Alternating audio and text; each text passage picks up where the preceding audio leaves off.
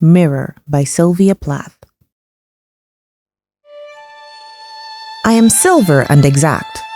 I have no preconceptions. Whatever I see, I swallow immediately just as it is, unmisted by love or dislike. I am not cruel, only truthful. The eye of a little god, four-cornered. Most of the time, I meditate on the opposite wall. It is pink, with speckles.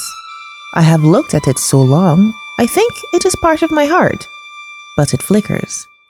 Faces and darkness separate us over and over.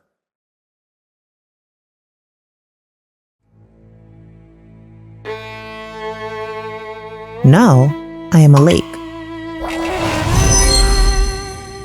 A woman bends over me, searching my reaches for what she really is. Then she turns to those liars, the candles or the moon. I see her back and reflect it faithfully. She rewards me with tears and an agitation of hands. I am important to her. She comes and goes.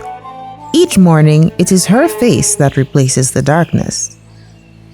In me, she has drowned a young girl, and in me, an old woman rises towards her day after day like a terrible fish.